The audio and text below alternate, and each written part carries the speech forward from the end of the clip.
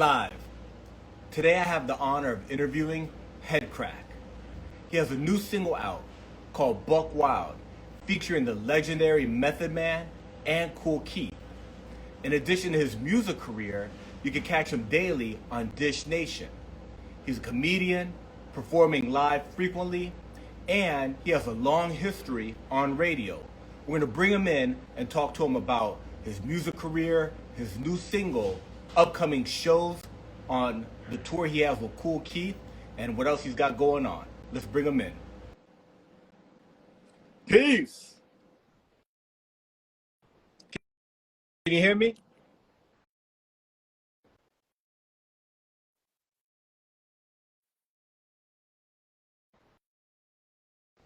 Let me flip it like now. There we go. Yeah, I can hear you now. How you doing, man? I'm good, my brother. How you doing? And listen, man, shout out to Cristopolis rocking the metropolis, man. Ooh. Platform family. I appreciate that. Thank you so much. Yo, you got a dope new single out. Yo, thank you. Buckwild. Ooh, you get your man. You had to come in because you're right beside the legendary Method Man and Kool Keith. Talk to us about this new single. Yo, so listen, man. This song has a hell of a story behind it. So years ago, I happened to run into Kool Keith at South by Southwest. He was rocking one of these stages with ultramagnetic MCs and also Ghetto Boys at the time. And he told me, yo, you heard me rhyming before on Dish Nation. And I'm like, word, because like I don't count that as rap because like, it's edited. Because it's Kool Keith. But and then you also don't expect Kool Keith to be watching Dish Nation, right? Right. So so that really hit me in my hip hop fan heart, right? Because I'm such a big fan of not only lyricism, but Kool Keith is one of the most creative, innovative dudes that the format has ever produced. And the fact that the 60s is still out there rapping with the hunger of a young artist, it's amazing. Or like, stories inside of his brain. So that was like, wow. So I got his information and his manager's information. And between point A and point B, I saw that he was coming to some cities that, I had, some leverage in. And I was like, yo, I would love to pull up on a show, maybe even open. And he's like, yeah, no problem. So we rocked out. We did a show in Atlanta. The very next day we went to the studio and I just watched him knock out like just 3 joints over random beats. And the old Buckwild was fun because the version that everybody hears now, it actually had a different beat. Shout out to emcee who produced it. Oh, interesting. But that sample, I knew that sample was going to give us trouble. So what I do is have an amazing record that, you get Lord Tariq and Peter Gunned on to where like, yeah, you can put it out, but you ain't going to make no money because we own all the publishing. You didn't want to do a mixtape style. You wanted to do a single all the way done for radio, everything. Absolutely. So now that I had the Kool Keith verse, I'm like, damn. Me and him on it is dope. I feel like we needed one more feature, so I just pondered on it. And then a couple weeks later, by happenstance, I run into Method Man, right? And he's like, yo, what you working on, kid? I was like, yeah, like I'm working on this album. At the time, I was working on Action Park. And I was telling him I had like an open verse on his joint. He's like, yo, shoot it to me. Yeah. I shot it. And I didn't get it right back right away. But it took a minute. And then I eventually got it. Yeah. And I was like, worth the wait and more. And I mean, I could eat up way more time telling you some other like left and right turns that record took to get to the point that we got it now. But as I was like, wrapping up some records that I was getting ready to, package together as another like project, my homies, local astronaut, shout out to Polly, Rob, Drew. I was telling him like, some other records I had in the vault. He's like, yo, you got a acapella with Kool Keith and Method Man? I'm like, yeah. He's like, so he's like, what are we doing? He's like, what are we doing here? You know what I'm saying? So I shot that to him, and what he sat back was the sonic version that you hear right now with bells and whistles. And I was like, all right, cool. My original OG hook was great, but I want something a little bit more rambunctious with some feminine energy. And that's when I tapped my own girl Fly Deff on the show. Fly Deff, I need you on this. And Fly Deff went to the studio. She from Far Rockaway, Queens. And she delivered. Yeah. What a dope track. And the video is dope. Who came up with the idea for the video? Me. Because making music videos costs a lot of money, Yeah, right? A lot of money on music videos that like under 10,000 people have seen, right? yeah, So I was like, okay, I know Method Man is on tour. Kool Keith is getting ready to do a movie, and I'm moving around the way I move, and I wanted to make sure I had some sort of visual representation, and yeah, I play video games, right? And right around that time, I was really heavy on my WWE 2K23, yeah. right? So the I was like, yo, you can make anybody in this game. And shout out to my homegirl Gina J, because I gotta tip my hat, because if it wasn't for Gina J, I wouldn't know local astronaut. She in the chat. It's like, yo, Yeah, everybody want their yeah, credit. yeah, absolutely. Hat tip. Yeah, hat tip. If I was wearing a hat, I would tip it. So like you can make anybody you want really in Wow. the game. I was like, well, what if I make downloaded a created Method Man, and what if I made a Kool Keith the way he normally be looking, and chefed up a fly Deff and made myself, and because like the song is rambunctious Yeah, and wrestling is and I always felt like there was a marriage between hip hop and wrestling to some for sure. degree. Yeah, the characters, the big personas, and then as hip hop got big, the WWE brought it in. Yeah. And even if you look at what AEW has been doing like over the last year, I think they kind of like paused it a little bit, but every couple of weeks there was a different rapper being featured. Like Rick Ross was managing a group Wow. in a second. My man Lil Scrappy was over there making a run over there. So hip-hop and wrestling have always kind of been one and one, at least since the 80s. Yeah, So I was like, we'll wait for visualizer until we can all be in the same place and get a video cooking. yeah. That's really dope, man. The track is amazing.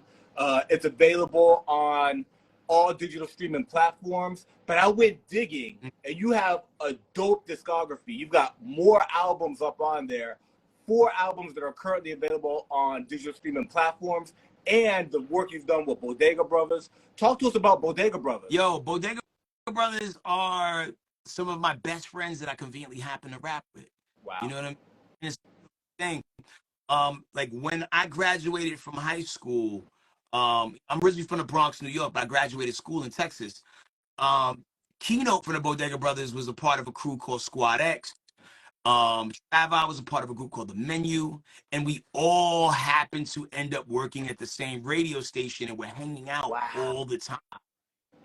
And between point A and point B, we like after work we would go work on songs, because we was all still rapping, even though we weren't with the groups that we all started with. Yeah. And where I go to Europe to do some shows, and I didn't want to go to Europe and just do one. I didn't want to go to Europe by myself. I feel like when you go abroad and you like your homies, so I wanted with me, but I didn't want to bring them with me to do one song. So we worked on a couple songs, and those couple songs really wrote and made themselves. And before you blinked, we was like, damn, we kind of got like a little, almost an album. Yeah, we're almost there. We may as well do it.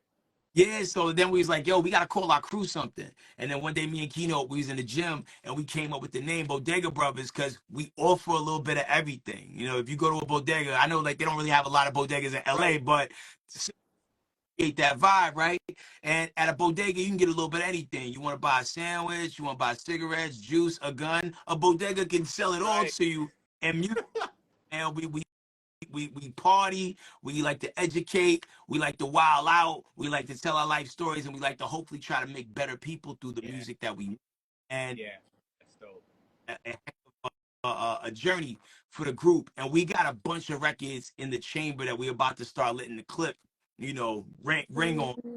Like that. That's dope. That's dope. It's time. Yes, sir. Yes, sir. Yeah. Because like the wedge in a lot of momentum for a lot of people, and digging deeper into like my own solo endeavors within the pandemic, because I'm trapped in a house, shooting music video, green room, and just trying to keep the wheels turning because I'm tech savvy like that. Yeah, you are. Bodega, everybody has their skill set. Like Travi is great with shows. Keynote is like, yo, what you need, bro? Got you. You know what I mean? So we all play our part, but like I think, with the absence of all three of us not being in the same room, it hurt us a little bit. Yeah. we're now getting back into a rhythm because like we got joints. Yeah. We got so many. That's dope. That's coming. Yeah.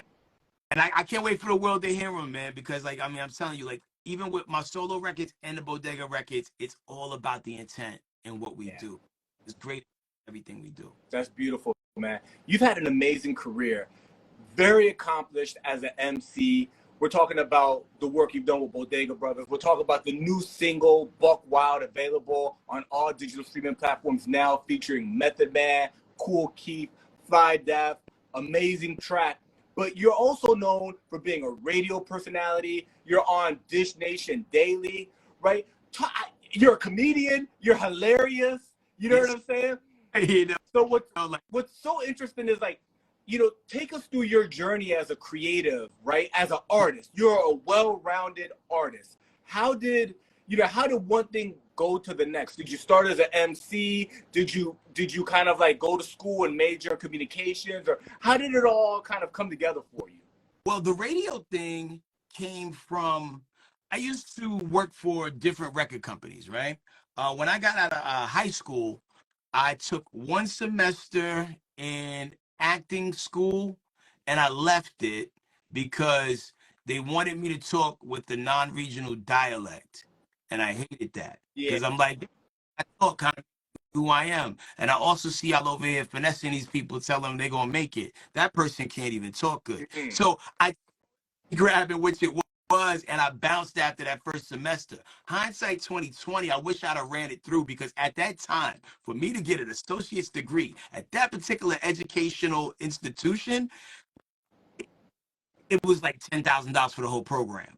Right. Years later, I went back to inquire, damn, I should probably go back and, finish this because I kind of want to act now. Yeah. It was like way more, 4 times more. Like, of course. I was, I should have finished it the first time. However, after that, I went to this other community college called Brookhaven, and they had this thing called survey broadcasting, which I thought was radio station internship, but it was actually at a record company. And that was this company called Polygram Group Distribution. Shout out my man Delano Washington. I saw him in the chat. He was one of the guys who was actually like helping manage me in the earlier phases of my career as others. That was like my road dog, ride or die, other homie up in the office who also loved hip hop as much as I do. So like it was dope to have hip hop allies in the building, and then also too because my hustle and my grind was so strong. At my internship. So by the time that semester of college was over, like Motown Records was like, "Hey, you want to work for us?" And I'm like, "Hell yeah, I'll come back to school next semester." It's still next semester, but I never went back. But that opened additional doors because I started running a team for my boss at Motown. Because like being team in the company, there was accounts that she had that she couldn't work anymore because it was just a conflict of interest. Got it. And I'm like, oh, I got a crew. You know what I'm saying? Let's get it. I got you covered. We're going to make sure the accounts keep coming in and we're going to bang it out. And I ran that team for her. And we got more accounts. Then I started getting accounts on my own as well. So I got a chance to learn a lot about the business from not only how do the records get out to the radio stations. Oh, wow. Every time we mail something, we charging it to the artist. Okay, that's why people be talking about they don't be recouping or this is where. And it's crazy when you see the paper trail because things were expensive back then because it's not.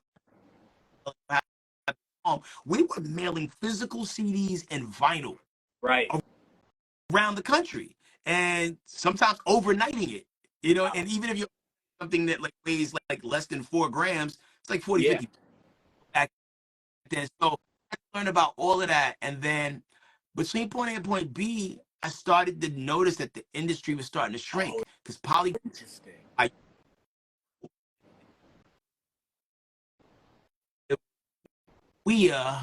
who somehow or somebody else, I forgot what it was, but like like if there was 7 major companies at one point in time, then it was 5, then 5 went to, now we are where we are now. So with the I made mailing records out to people, I started to meet the DJs that worked at a lot of these stations. And then a part I skipped on the story is when I was in high school, there was a station called 100.3 Jams, and they used to have this thing called the roll call, and used to call and like battle people. Well, actually, Yeah, right on the phone. I remember. it didn't even start as a battle though. It started as people would be like, "Yo, what's your name? Where you come from? Who's on the roll call about to get dumb?" And somebody would say, like, you know, Yeah, so they used like, to do that in DC, where I'm from. so the person in DC, who was it? Was it Easy Street or Lisa Lisa? Easy Street. So Easy Street was on 100.3 Jams in Dallas. Oh. That was my radio OG. Like, cause like I used to win. So the very first contest I won on 100.3 Jams was this thing called the Know Your History Rap Contest. It was me, and my DJ Joey Blanco. And that's really his name. I know it sounds ultra gangster, but that was really his name. Dope name. Joey Blanco from the Bronx. Right, but he was from like Joey Blanco from like Pasadena, California. Right. And so we took Kid Capri had a song called Hang 'em High on his very first album called Kid Capri the Tape. So me and my homie did a pause beat loop tape over that joint, and we used that as the music for our Know Your History Rap Contest joint, and we ended up winning like $1,000 in studio time. Wow. 100.3 Jams. So that had my mouth salivating. I'm like, woo, if I could win this like state, you know, this citywide rap contest, like there got to be more to it than that. So between point A and point B, when the roll call came around and people was calling and they was just saying, you know, like basic raps, I'm like, yo, I'm gonna call and I'm gonna diss the person that went before me, and I'm gonna diss the person who's gonna rap next, and I'm gonna set them up in a way where they won't see it coming. And it got to a point where they started giving out prizes to the people who had the best raps on the roll call. Wow. So it got so much like, yo, listen, we're not mailing this stuff to you. Come up here and get it. And I got to meet everybody, and they would be like, yo, come hang out. So I was planting those seeds unknowingly that, you know, down the road when I was leaving the record industry and needed to know some people who did radio, people like could vouch for me. It's like, yo, that's Headkrack. He outside. He know this stuff. He lives this hip hop stuff. He used to call on his lunch break and rap, you know. So Yeah, that was for radio. And then, you know, me, Super K, and Keynote, we started the night show for 97.9 The Beat in Dallas. And then from there, they took me from that show after 3 or 4 years and paired me with Ricky Smiley in the morning. That show gets syndicated. Then from there, we ended up moving to Atlanta. And after about a year or two being in Atlanta, this TV opportunity comes along called Dish Nation. And they're like, yeah, we want to take radio shows and put them on the radio, I mean, put them on TV. yeah. And being that I did entertainment news on that show along, you know, Gary did it too, but I did more of the hip hop stuff. It was like, oh, this is a perfect platform for me to, you know, really, you know, show what I could do in the entertainment space. And everything has just been like steamrolling properly since then. So basically, it's opportunity meets preparedness. Yep. You put in the work, you grind, you live it, you've got the skill set, and after, you know, not always easy. Sometimes it's some years in between, but an opportunity comes and a door opens and you've walked right through it. Absolutely. And then, because I used to always call it the Slumdog Millionaire effect. Yeah. I don't know if you ever seen them. Yeah. But so he knew all those answers on the game show because for whatever reason, the universe put all of these things in front of him while he was growing up. And when he needed it, it was all there. Like when I was a kid, I would be in my room watching Entertainment Tonight at like 11 o'clock at night. And it's like, why am I watching this? I don't know. But I used to watch it every day so much that I knew that when they would show the silhouette of a person. Celebrity birthdays was coming up next, and I might need to know who these people are later on in life. So it really well in who people are, not just you know people of color, but like a little bit of everybody. Yeah. So it helped, and yeah, like you said, that preparation, being prepared, meeting the opportunity, and there we are. That's amazing, man. Now, were you always funny and have a big personality? Or as time went on and you were working in radio, working with people like Ricky Smiley, you know what I'm saying, and seeing it, a part of your personality came out more? You know, it's interesting, Chris. I like, hard to say because it's such a having to be outside of your own body and looking in, I know it's a funny person, right? But I would make observations that people would find funny. And I wasn't trying to be funny, but it's truly how I felt about whatever was going on at that time. And then once it started happening enough, and then people be like, "Oh, yeah, you're a comedian," and I'm like, "No, I'm a rapper."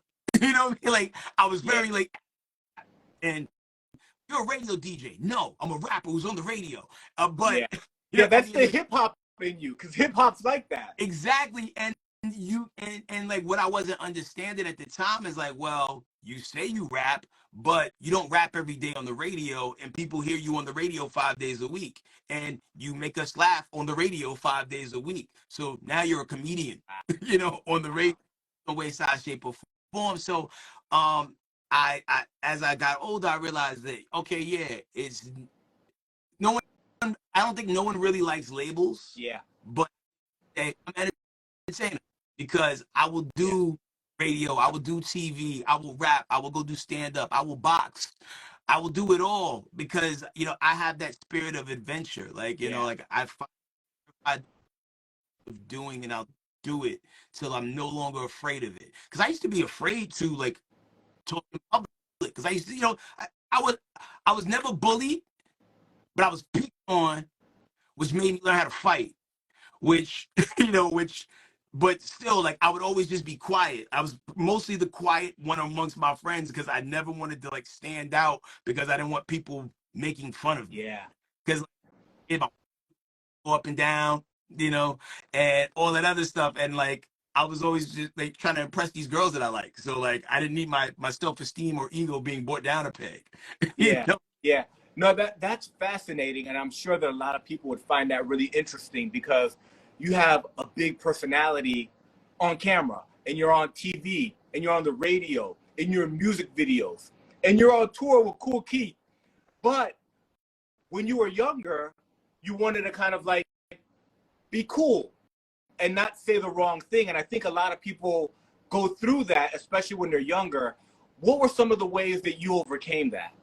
I think I overcame it by just learning how to defend myself, not just physically, but like intellectually.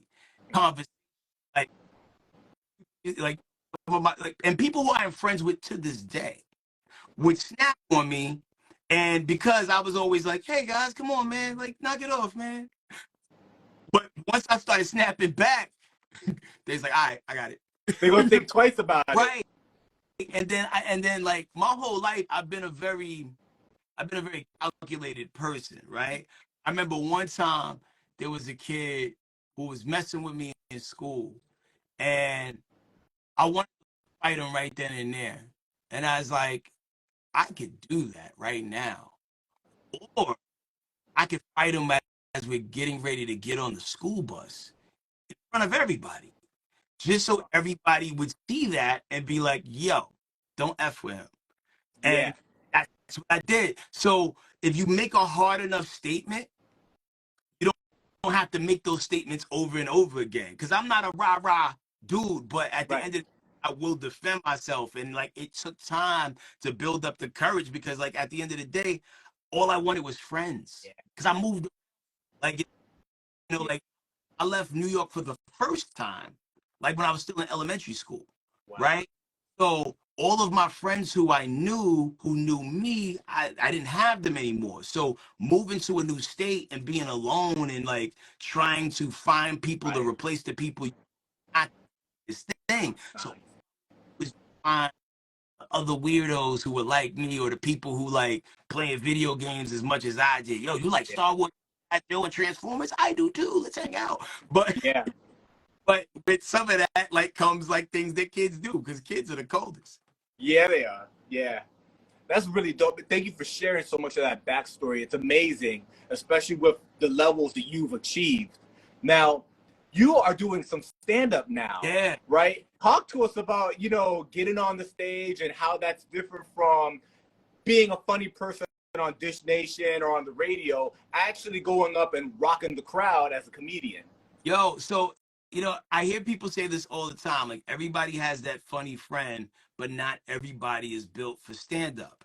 And because those things always echoed in my mind, I was always very apprehensive about getting in that world because I am, and I don't want people saying, yo, I saw Headkrack stand-up the other day. Sucks. Right. So I always, once again, calculated about how I presented myself in the comedy world. I was with improv troops where it wasn't necessarily about telling jokes, but it was almost like it's freestyling. Right. It's space. So I was kind of using the making it up as I go along part as a crutch because I'm good at making it up as I go along. But so did that. I even won improv competitions. Wow. With it, and like, wow, okay, rap has really prepared me for this, and I'm good. But then when I moved to Atlanta, it took me a while to somebody in there know about improv. They said yes, and yep, it's a thing. When I moved to Atlanta, I couldn't find a crew to get with right away, and it took until about a year and a half ago that I locked in with this crew called Controlled Trauma, who is an improv troupe that accepted me with open arms. And I just went to go see the show one day, but I saw the end of I want to be down with them because I want to do something in that space just to get back into it. So I went to a show. They brought me up. They was like, "Yeah, we need a volunteer from the crowd." I'll volunteer, and they didn't even know who I was off top. Right. And I started rolling with them, and that got me a little loose. Asking me, yo, when you gonna come up and do a set? When you gonna come and do it like a type 5? And I'm like, okay. I still didn't want to suck. So I took a class. And actually, the crazy thing is I took a class before I even did the thing with Controlled Trauma, but it was right before the pandemic.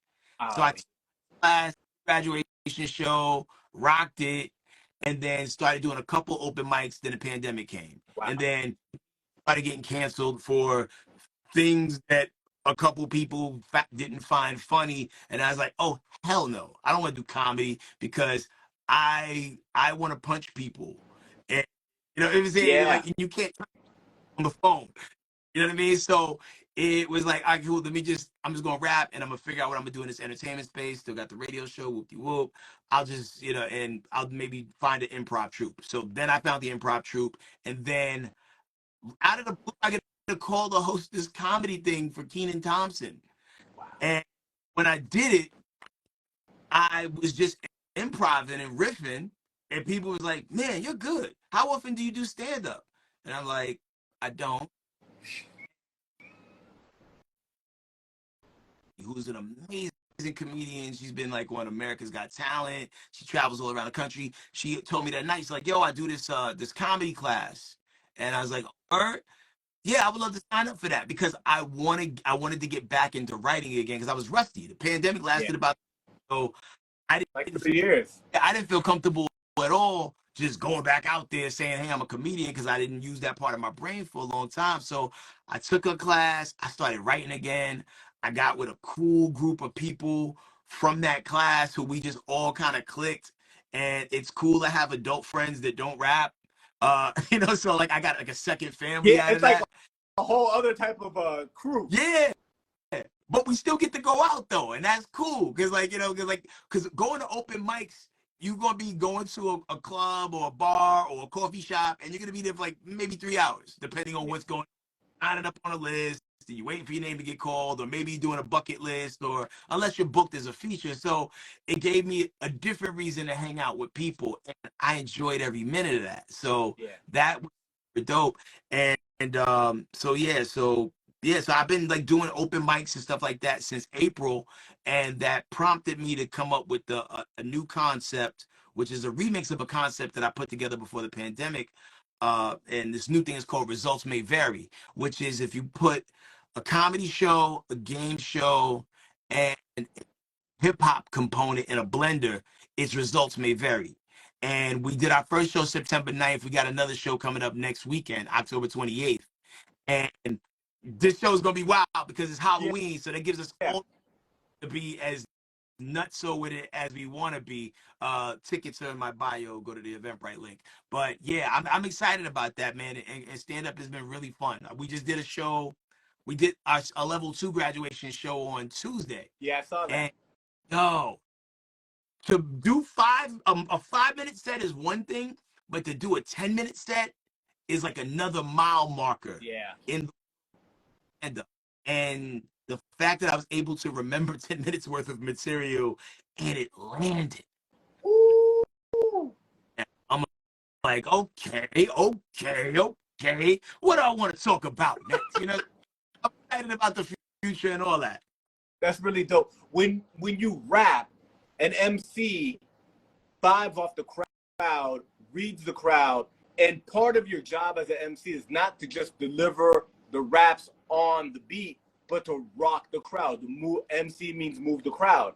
There is a correlation with the way a comedian works the jokes and reads the room. Did you find any of that, like a correlation between MCing and rocking the crowd as a comedian? Yo, I feel like in the beginning I was making it a lot more difficult than it needed to be. You know what I mean? Like I was treating those things like they were two separate things when in reality, those worlds are very parallel. Because like you just broke quickly, bro. Like you read in the room, you catching the vibe. Maybe you planned on performing this song tonight in your set, but maybe once you saw the crowd, you'd be like, you know what? Let's call an audible. Let's do this song instead. Same thing with what I could tell by the energy of this crew and the people that are on the lineup that maybe this room may not get these jokes. Let me switch gears and do something else. And it's all about having that artistic instinct to read the room and know which. That's really dope. Now you're in Atlanta, you're on TV, you're doing comedy, you've been in entertainment and you've been an entertainer for years now. Where's your mind on acting, TV series, movies? Because you are, for a casting agent, for a director, you are the perfect type of person that they're looking for that. Have you thought about that? Absolutely. It's funny that you say that because I just started locking in with an acting coach again. And I've done it intermittently over time because like my phone would ring for acting gigs, but it would always be like, yo, we need you to play a radio DJ or we need you to play Headkrack. You know what I mean? And I want to get into the space to where I could play other people and show that I could play other people. I had a session yesterday with my acting coach, and I got to be able to use so much range in the. And I was even telling her because we had a homework assignment where we had to write like our character bio, like what makes us tick. And at the end of the day, I'm a people pleaser, you know. Oh, so like I want to deliver and I want to give you what you're looking for, you know, if you're here to coach me. And the fact that she was so pleased and even pleased off of just the first take that we did, I was like, okay, great. I'm connecting. Because there's been times where like I didn't know how to properly connect with the scene. And so I'm excited about doing things in the future that are a little bit more diverse than what people have seen me in. Because like I've done an episode of Star, playing me twice in 2 different episodes. I did a movie called Canal Street, playing me. I did there was one movie called, like, I'm gonna say it was called Black Angels, but like based off of what someone told me, like because they saw the movie the other day and it was called something else. I was in this movie that changes names every 3 years, right? But they repackage it. I, They repackage it and send it out. yeah, so like on Netflix it's called this, on Tubi it's called that, like, you know, but and that one I wasn't playing me, but I never used that in my sizzle reels because like I don't look nothing like that no more. I still had dreads, you know what I'm saying? Right. I had burgers for breakfast still back then. Uh, so like I'm ready to get new things on the books that, you know, like, you know, represent who I am in the space and place I'm at right now. And even more in the animation space. I did an episode of Archer a few years back, and that was a dope experience. And that animation money is lit. Yeah. You know what I mean? Especially you can get a series that runs for a long time. Like, I'm sure the people on The Simpsons, they hate when checks come. Like, damn, more? Right. I got a cash seat? Right. What am I gonna do with all this money? Yeah, it's like Brewster's Millions. You just try to spend it. Right. Right. I remember that movie. That's good, man. Now, on the 28th, you got the results may vary. Link to the Eventbrite is in your bio. Mm-hmm. But you're also going to be on tour with Kool Keith for a series of shows. You guys were just in Eugene, Oregon, Mm-hmm. right? You've got a show coming up soon. How did the whole Kool Keith come about? You know, tell us about that tour. Yo, the dope thing about Kool Keith and the relationship that I have with Kool Keith, it's like, man, you ever used to watch the Flintstones? Yeah. Kool Keith is like the magic Kazoo. And I don't know if you watched the Flintstones that had Kazoo on it. There's a time who may know exactly what I'm talking about. Yo, Kool Keith just makes it happen. So I see he got something coming up. Not only do I I'm always interested in lending my energy. Be like, hey, how can I help? Can I be of assistance? But like, yo, he always invites me to come on the road if my schedule permits. And so we did Seattle, we did Eugene, Oregon. Then I had to jump back off because still trying to pay these bills over here because almond milk ain't right. But yeah, so I'm jumping back on the road next week. We're gonna be in Dallas, Texas on October 29th at Trees. And then I'm locking back in November, November 10th to do a show with him in Atlanta. Then we're gonna be like in Tennessee and then maybe one of the Carolinas, then New Hampshire, and then shutting it down in New York City at Stony Music Hall. I was hoping there was a date that was like LA. It wasn't LA. Got it. Yeah, that's dope, man. You're gonna be getting around. It's amazing to be working with a legend and to be doing hip hop, right? Because like we said, you're multifaceted. You're a Renaissance man. You've got the comedy. You've got Dish Nation. You've got your music, and you're dope. You're nice with it. You know what I'm saying? So when you go out and perform with Keith, what are you performing certain records? What's that like when you're doing it with him? So the cool thing is his audience is very unique. I don't think there's artists that have such a as much of a niche fan base as Kool Keith. Like when we did the show in Seattle, the lineup was really dope because there was a lot of like just traditional boom bap pop artists that was on the undercard, and the audience was there for it. And then we go to Eugene, Oregon. It's a different type of audience, but they was there for a different type of fun. So the beautiful Kool Keith show is like any weird songs or weird things that I want to do that maybe wouldn't work if, like, let's just say if he was on a road with a Benny the Butcher, where everybody like a Rick Ross, we're like, we came here to hear cocaine raps. You could do those weird songs on a Kool Keith show. Like I did the set list for Seattle. I think I started out with Violence, which I do intermittently at shows because it's intense. busy. Yeah, so and I'm still trying to figure out how to perfectly execute that. It's like, yo, I think the best way to do it is stand perfectly still while you rap. And then by the middle of the first, I gotta move around. It's just the frantic nature of myself. But that we did White Girls on Cocaine, which was weird because when I was in Seattle, I felt like most of the white girls there were on cocaine. And because any other time I do that song, it's like I'm rapping to mostly black people. Right. But it's, Seattle, it was spot on. Yeah, like, it's like, is this a love song to the city of Seattle? But that's good. I love Experiment, man. And I didn't post the footage yet, but on the Kool Keith tour, I close it out with a freestyle. And I know a lot of people freestyle, but I freestyle differently. I blindfold I have somebody blindfold me, and then audience members hand me things, and I try to freestyle and tell you what the items are, and like people make noise if I get it right, or they be like, nah, keep going. Dope. Yeah, so and the crazy thing is, like, whether people love or hate the songs, that's my Rocky Balboa moment. I win them over with that, when it's all, like no matter how you felt about it, win, lose, or draw. So Yeah. it's kind of, but it's been fun, and I cannot wait to cook it back up again, man. That's really dope, man. And I hope to catch you on the Kool Keith tour at some point in time. That's amazing.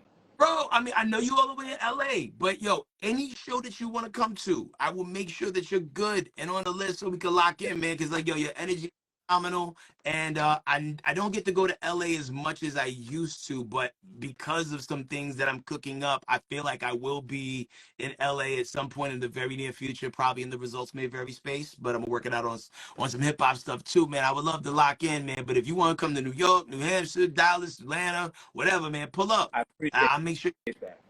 Thank you so much, my bro. And when you were talking about the results may vary, it had a different lane, original concept, but I could see that going as big as Wild 'N Out. Yeah, the crazy thing is, for the first few years that Wild 'N Out was on, I didn't watch it. And well, no, I take that back. I saw the early, because like if you watch like season 1 Wild 'N Out to where it is now, it kind of they're figuring it out. Now they got a machine. Yeah, it was a very different show, and I was like, yo, this is brilliant. But sometimes I try, when I see something that's great, I try not to stare at it too long because I don't want it to infiltrate my creative narrative. Yeah. Like I know what you mean. Like to get into your subconscious. Same thing with raps. Yeah. You don't want to listen to one artist too much, and next thing you know, you wrote something, but it's got a flavor. Yo, in that same space, I remember when Ludacris first came out, it was hard to write a rap after listening to Ludacris because his style so infectious that he's stuck in your head for a little bit after you hear him, and it's like, yo, I need like an hour or two to cool off, and then I'll come back. Yeah.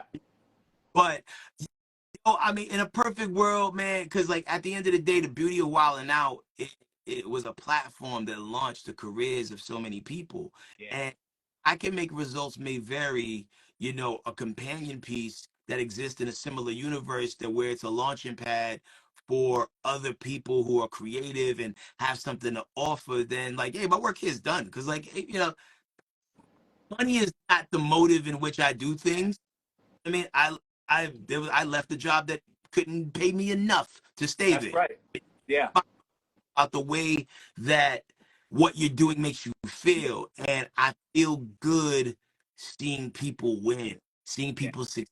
Or if you're trying to make a cake and I came through with the eggs because you didn't have none, damn, we help put that thing together. That's always the spirit in which I operate in, man. So like with the results may vary thing, I want people to be able to know that, hey, you can jump out there, you can be creative, you can be weird, you can be as weird as hell you want with your artistry, and I will endorse and support that 1,000%. So this October 28th show, because I've been talking to some of the people that's on it, like this is gonna be special. It's gonna be a special one. Like I can't wait to see the stuff you post online. You do an amazing job of capturing your career. You've taken us, from Dish Nation to comedy to new singles like Buckwild that you have out right now to you at Arby's, like eating burgers, and you do an amazing job of curating your life experiences. When you first started in entertainment, it's before all this social media stuff. How have you adapted? Because you're very effective at letting your life come through this medium to the people that are receiving it. How did you adapt to it? It didn't really take much because I was excited. I've always been a person who's been excited about new technology and new ways to promote yourself. Now, granted, when I got into radio, I think this is still the era of MySpace. Wow. And blackplanet.com, and then and message boards, which was of social media back in the day, and I used to utilize the hell out of those platforms. So as things like Twitter came along, now I'm on Twitter. Then when Instagram came along, you post, because I think Instagram came along like right before we started going to Europe the first time. Wow.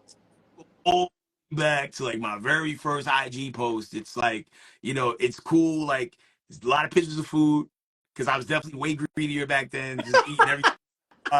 Yeah, you're in shape, man. You looking good, bro. Because for a second there, you were a middleweight.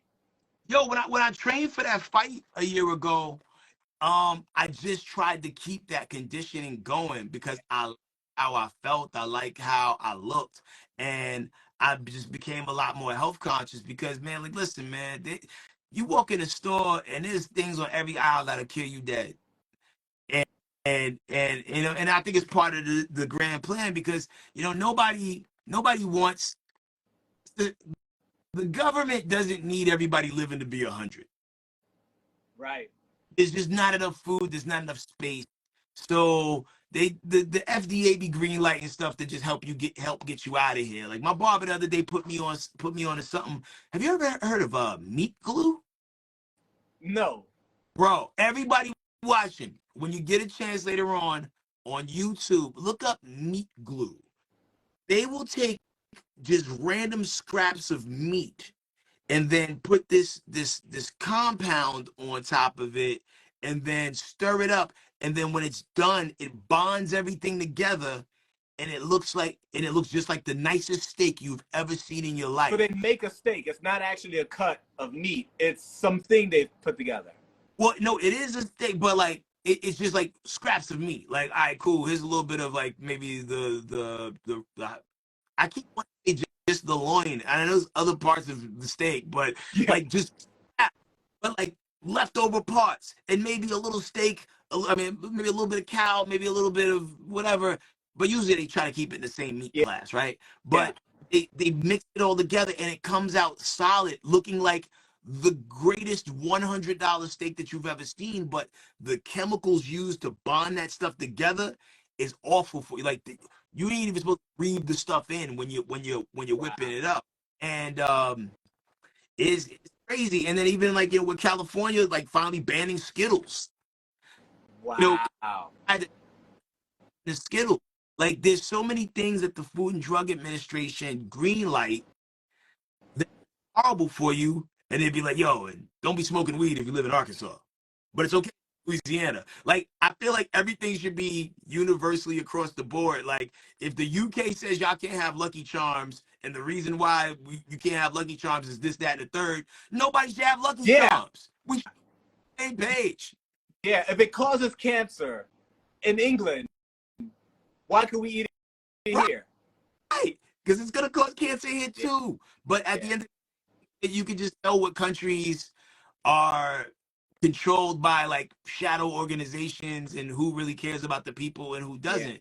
And pay attention to all that stuff, man. Because like I want to live long enough to see time travel and be able to take like tourism rides with aliens. I want to be here for that. Hey, me too. That's dope. Well, tell us what type of things you did in your journey to get healthy. Really just I think a lot of people think the answer you don't. I famously tell people all the time. I remember there was a period in time in my probably when I was like 19, 20, probably from I was like the time I was like 19 to 21. I was like, you know what? I'm not drinking soda no more. I'm only drinking Gatorade so I could stay hydrated all day. Little did I know that Gatorade had like OD amounts of sugar inside of it. Oh, wow. I finally went to the doctor for a checkup. They're like, yo, you borderline diabetic. I'm like, how? All I drink is Gatorade. And he's like, yeah, it's because all you drink is Gatorade. But I'm hydrated. Right. It has electrolytes. Yeah. Like, yo, like you used to see the commercial back in the day, like, man, would throw that Gatorade back and you see like the X-ray of his body and it like neutralized. Right. Man, I thought I was ready to like, catch a ball and run with it, on the strength of all that. And even with some of these things that be having like healthy in the name, like some of that stuff ain't healthy. So between point A and point B and getting it wrong a lot, I learned to start reading the labels. And then I did a lot of crash diets that like, like, hey, like try this, that, and the third. And I realized like, oh, my body reacts well to this. And then when you remove certain things out of your body, and then when you try it again and you think about the way it makes you feel, and it's like, oh man, yeah, like that probably wasn't good for me. So I remember I went a long time, like probably like 6-7 months without eating French fries. And then relapsed and started eating French fries again. I felt bad. But You feel heavy. yeah, you feel heavy, and you can just hear your body inside being like, yo, what the fuck, man? I thought you wanted to live. That's good, man. That's an amazing journey that you've done, and that you've been able to keep it off. And that's good for the camera too, my bro. It's not gonna, it don't hurt the opportunities. Yo, there's pictures of myself, and I like text them to people. I was like, yo, I thought y'all was my friends. Because living to eat versus eating to live. And I'm not saying that I 100% eat to live, because anybody who works at Ponce City Market knows that when I roll up in there, I'm going to go to Five Daughters Donuts. It's happening. But, Arby's last, that mixtape burger, but all things in moderation. All things, like, I haven't had that burger since I had it, but it doesn't mean I haven't wanted it. But I'm just trying to pace myself out, because I know that I want to run a marathon life and not a sprint life. And I'm good. That's good. That's good. Can you tell us about the Take TV? Yo, so the Take TV is a dope thing that me and my man started back in probably like 2018. And it began with me like interviewing artists at the station between Dish Nation and radios, like, because we get done with radio at like 10 and we didn't have to do Dish like 11. So I'm like, all right, cool, with this little downtime I got, let me like interview artists, and people that, hey, listen, when you in the A, you got a place that you could pull up on and like rap and show you dope. But what I wanted to do though is raise the threat level just a little bit, because I know that a lot of times when you watch like the BT Cypher, the Double XL freshman class Cypher, I be seeing be like take 12, take 13. Yeah. So the thing with the Take is, yo, I'm gonna interview you, and then you're gonna rap at the end, and you get one take. If you nail it, if you fumble, it's out there fumbled. And then my other guy kicked in. There's two people who came on the Take and fumbled the ball violently, and I didn't put it out. Right. And I should have, because what is a terrorist that doesn't make through with this, that doesn't follow through with his threats? You just so as I'm bringing it back, that is the energy of it. And I say this with, I want you to be prepared, show up prepared, because like one person who fumbled the ball, who actually just recently signed to a major label, I could just see the hurt in her eyes as she kept botching again and again and again and again. And I was like, yo, I don't want to ruin this young lady's career. Right. But when I thought of it, it was because I felt like there was too many people that shouldn't be here rapping. So like, who are truly prepared from the ones who really got it. And then there was another person who's very well known, that if I put the tape out, it would have ruined him. It would have ruined him. I'm not here to ruin anybody's career. However, as we go into the 2023-2024 incarnation of the Take, and all of the things that it will evolve into, because like me and my manager had a very long conversation about this yesterday. It's going to be about artist development, bring back people who really put in the work, and really giving a fuck about your artistry. Yeah. So, interview and freestyle at the end, please understand, this is post ayahuasca retreat Headkrack talking here. Woo!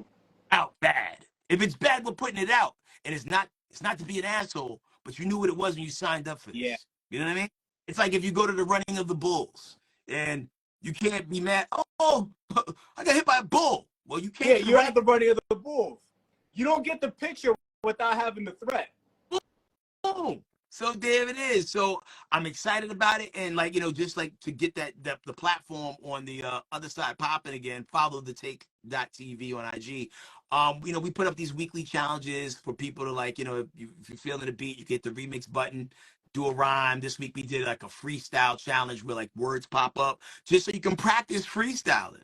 Like out, training your brain to do things that maybe you're not great at doing, because I know a lot of artists can't freestyle off the top of their head, and trying to create more artists that can do that. So you can do special when you go to these shows and give somebody in Oklahoma City something different than what they got in Baton Rouge, Louisiana when you did a show there last night. So that's how there's a lot of basura, and we want to make sure you can find the diamonds before you find the basura.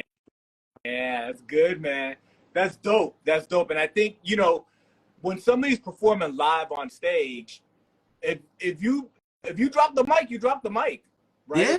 So you're bringing a platform to saying, or for instance, when they do the battle rap, like smack battle raps, there's a live crowd there. Yeah. So you're basically bringing that level of energy. It's like, yo, bring your A game. Absolutely. So, and the crazy thing is, like, even like in that battle rap arena, because I started in the world of like freestyle battle rap, right? I was going fights with my man Action Jackson. Shout out to him. It was like a battle that we did every Monday night. People was like literally freestyling. And then around that time, the rise of the smack and the URL stuff started coming up. And for the longest time, I hated it because it's like, wait, they're not freestyling. But what I didn't realize at the time was the beauty of the performance art of it. And the fact that, okay, they're not making it up as they go, but these people took a lot of time to write script and figure out how to perform it. You know what I mean? Like I know a lot of times when something new comes along or something is slightly different than what the original was, people are quick to hate on it. But like, cool when you can get to a space where you can objectively look at it. It's like, okay, this is different. I see what y'all doing. Yeah. You know what I mean? Yeah, that happened to me too. It was like, it's not freestyle, but it's not performing a song like a traditional like song off the album either. It's like its own lane, and it's battle, and it's mostly done a cappella, and it's done as a battle with the person right in front of you. It's directed to somebody. Yeah. It's its own. It's kind of its own thing. And the ones that really do something different in that space, I mean, you can tell the people who are cool at it, and the people is like, yo, this person different. You know what I mean? Like, I've seen email battle rap space. I've heard so many like shootable and stabbable bars. It's like, yo, and y'all going to TGI Fridays after this? Yeah, y'all hanging after this? It's wild, man. But it's a sport, just like boxing. Like, people stand in the ring and punch each other, and then have respect for each other. Yeah, so it's dope to see people on that level. I mean, every now and then somebody get punched, but it's just versus. You mentioned and talk as much or as little about this as you like. Ayahuasca. I first heard about this through Will Smith. Right, he had an experience, and he had an interview. I watched it, and he talked about how it transformed his life. But that it wasn't necessarily very enjoyable. That it was work. It was work that he went through. What can you share with us about your experience? My ayahuasca experience, because I've gone on 3 retreats and participated in 11 ceremonies. And every ceremony is different. When I first went, I was dealing with the loss of my mom. Really preparing myself to take on a new syndicated morning show. And I just had things that I just wanted to, find answers to. And the first retreat gave me that, and then some. Also gave me a newfound appreciation for nature, because I hated being in nature. Hated it. It was boring. But now I realize that, we are a lot more connected with the earth than we like to understand, maybe even realize. I get it. So there was that. And then as time went by, as I started to go to more and more retreats, I started learning that I was able to a lot of things that no served me. And we'll just try to fight through it and play the game. And it got to a point where it's like, hey, listen, it's time to spread your wings and cut off anything that's not allowing you to be your best and happiest self. And yeah, man, and it freed me. It freed me from a lot of things. And I cannot wait to go on another retreat. It's been about a year since I've been on one, because my last retreat, I thought I died. And it's not because the ceremonies are crazy. I mean, for some people it is. It depends what you're going through. Yeah. Yo, there are so many things that happen with your third eye and your pineal gland when you're under the influence of ayahuasca. Because it's imagine like your car window, right? If like right now, most people who are somewhat woke, your car window is cracked just a little bit. It's rolled down just a little bit. Ayahuasca retreat, and you're under the medicine. It's like your car window being all the way down. Wow. The front windows are down too, and the back windows are down, and maybe the convertible and the top down. So at my last ceremony, and I thought, man, nothing's gonna happen in this particular ceremony, because I guess I got all the information I needed.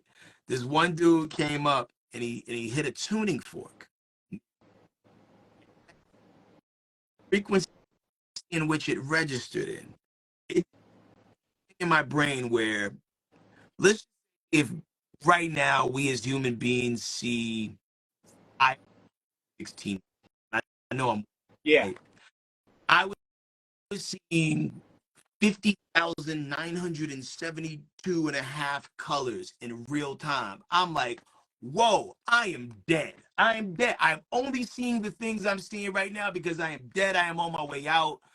Yo, tell my family I love them, right? And the lesson in that particular one was,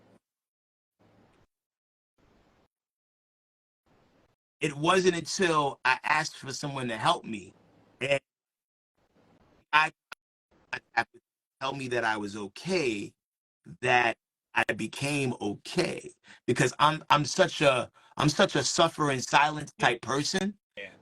I won't ask for help. I'll just thug it out. Yeah. I don't like to ask for help either. Yeah, it's like no one cares. Yeah, you know, like I'm figuring it out. You know, so like that was the lesson that I had to learn from that. And then also in addition, like when he hit the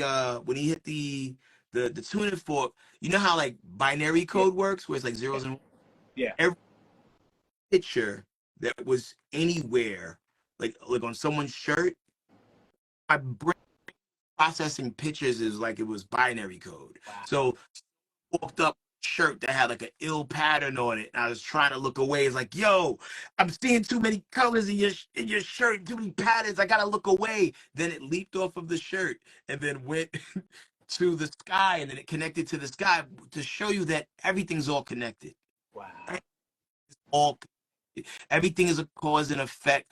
Like right now, so born 5 minutes ago, that's eventually gonna run into someone that's gonna change their lives. Just now, who eventually is gonna kill the life of another person. Like everybody's on a collision course of some sort. Some collisions are good, some collisions are bad, but it's all connected. It's all connected for a reason. And time is a line. Like we've all already lived, we've all already died. It's a time. One of the ayahuasca retreats really broke that down for me.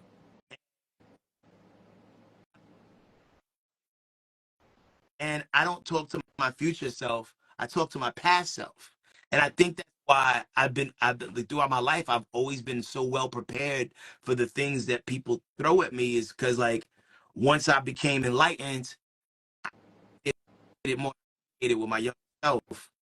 And because like, yo, I went through some shit, man. I went through some shit. Like I'm going through now, you know what I'm saying? Like, so, you know, when you understand how timelines work, you can create of the greatness by just off, go sit.